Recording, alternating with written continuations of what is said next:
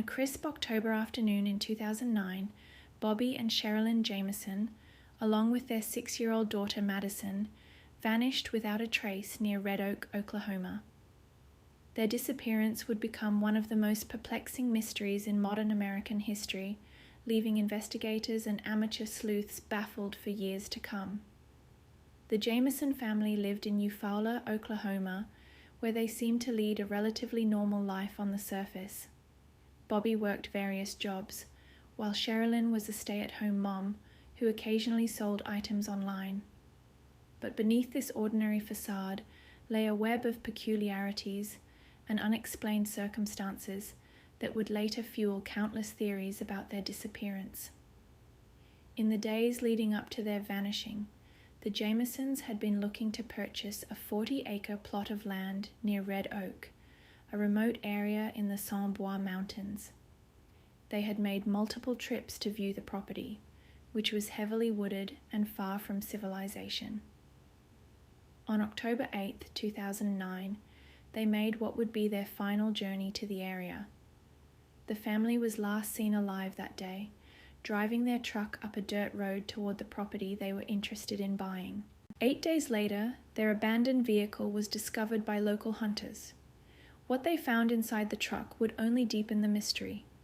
The family's IDs, wallets, phones, and about $32,000 in cash were all left behind. Their small rat terrier dog was also found in the truck, barely alive after being left without food or water for days. The scene painted a picture of an abrupt departure. The truck's keys were still in the ignition, and Madison's beloved stuffed animal, which she reportedly never went anywhere without, was left behind. Perhaps most chilling was the discovery of a security camera photo taken at their home before the trip, showing all 3 family members walking back and forth to their truck, appearing dazed and disoriented. The investigation revealed that the Jamisons had been exhibiting increasingly strange behavior in the months before their disappearance. Sherilyn had begun to speak of seeing spirits in their home and had even contacted a pastor about performing an exorcism. She claimed to have seen 2 ghosts, a young boy and an older woman who would appear in their house.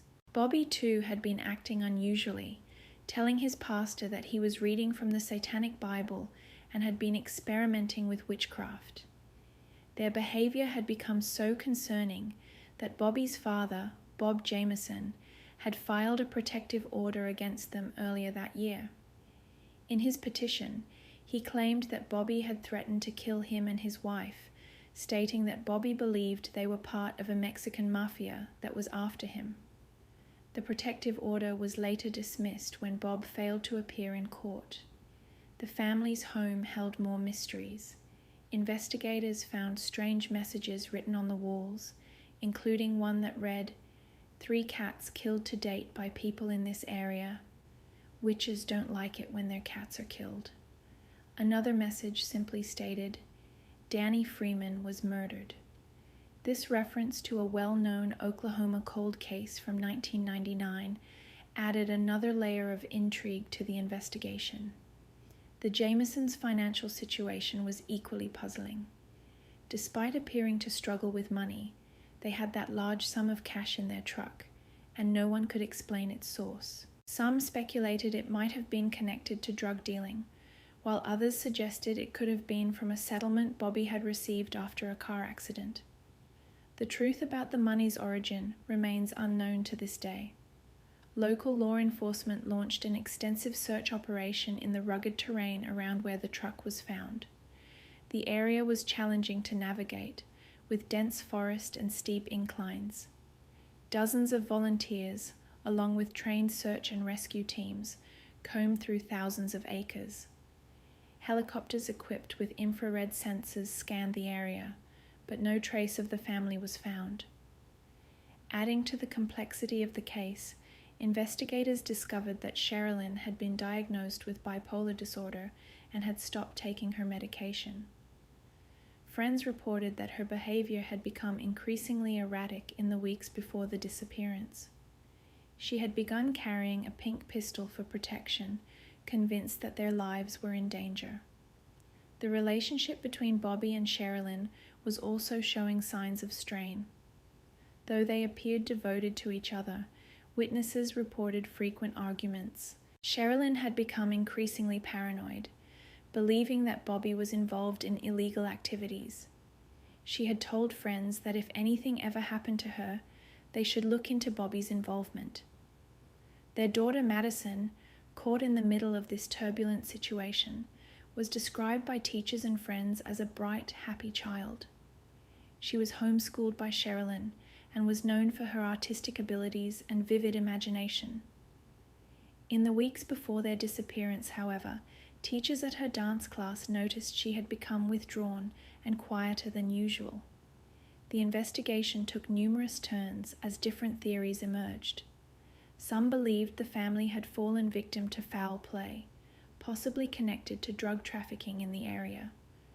Others suggested they might have been part of a cult or involved in occult practices. The possibility of a murder-suicide was also considered, given the family's apparent mental health struggles and bizarre behavior. Local residents reported strange occurrences in the area where the Jamisons vanished. Some spoke of hearing unusual noises in the woods at night, while others claimed to have seen suspicious vehicles in the area around the time of the disappearance. However, none of these leads produced concrete evidence that could explain what happened to the family. The case attracted national attention, with various media outlets covering the story and multiple theories circulating online. Some compared it to other mysterious disappearances in Oklahoma's history, while others saw parallels with cases involving religious cults or organized crime. The presence of the large sum of cash and the family's erratic behavior led to endless speculation about what might have really been going on in their lives. As the investigation continued, authorities faced numerous challenges. The remote location where the truck was found made it difficult to gather physical evidence. The weather had been poor in the days following their disappearance, potentially washing away any tracks or clues that might have helped solve the case.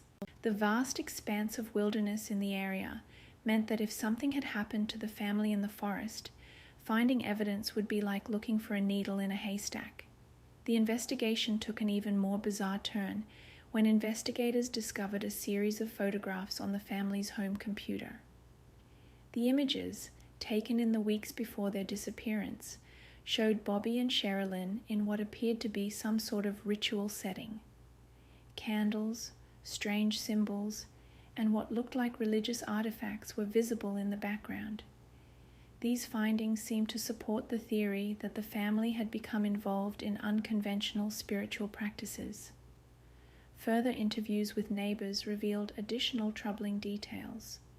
One neighbor reported seeing unfamiliar vehicles parked outside the Jamison home late at night in the weeks leading up to their disappearance.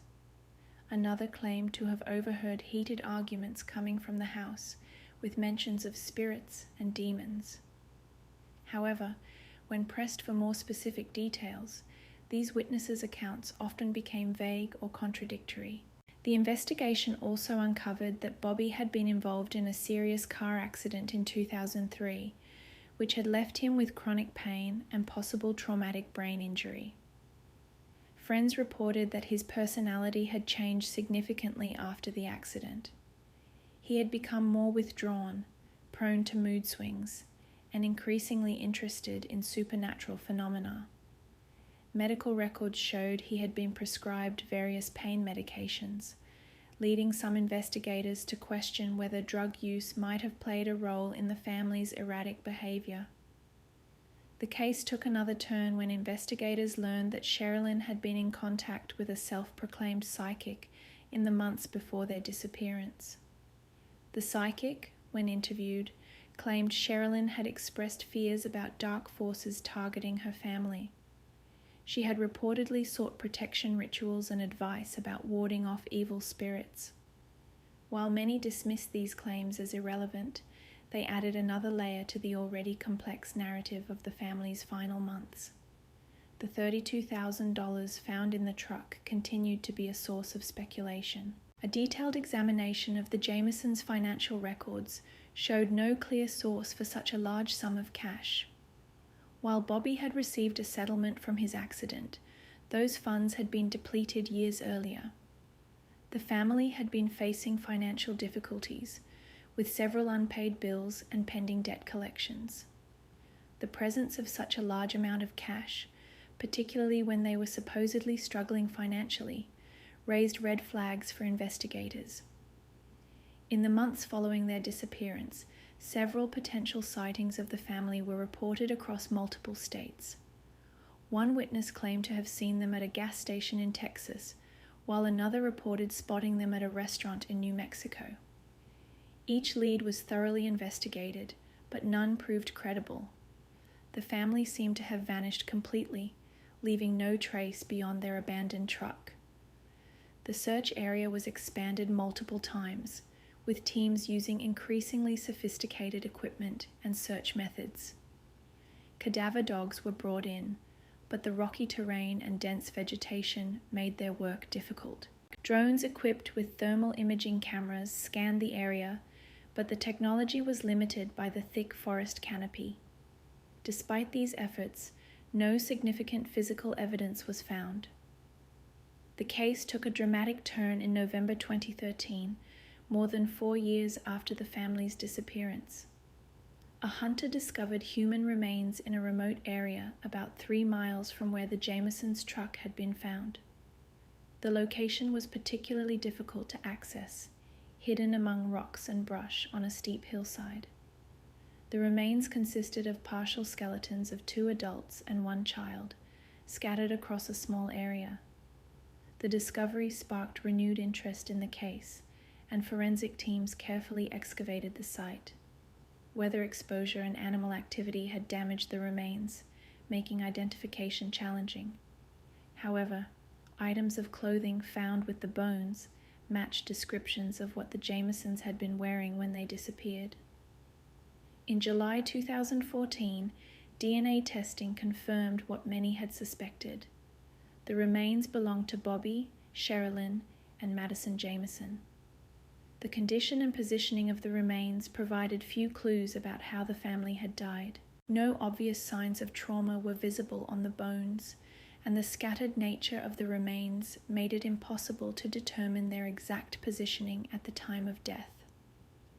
The medical examiner was unable to establish a definitive cause of death, leaving the case officially classified as suspicious.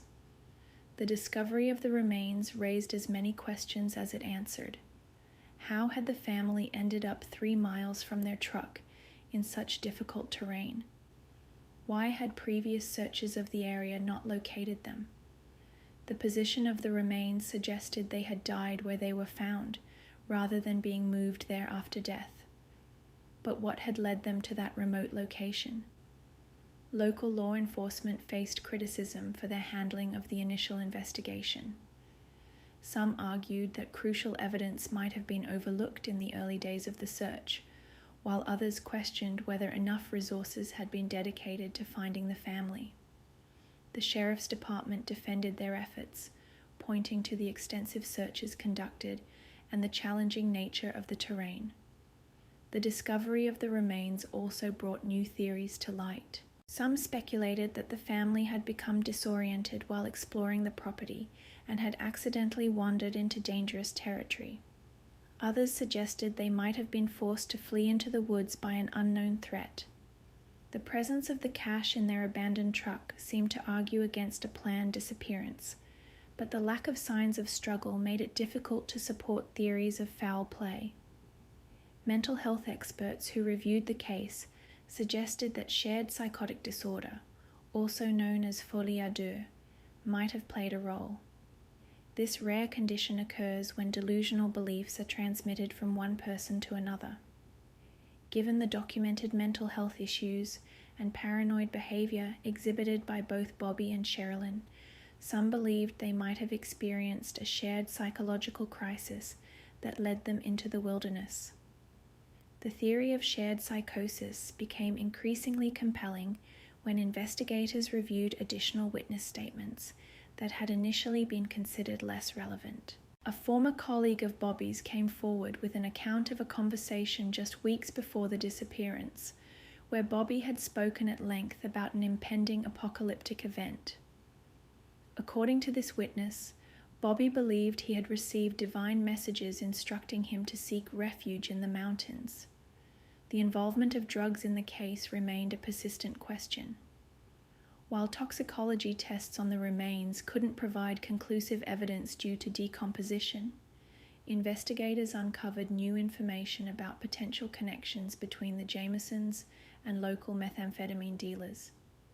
A confidential informant claimed that Bobby had been attempting to broker a significant drug deal in the weeks before the family's disappearance, though this lead, like many others, ultimately led nowhere definitive.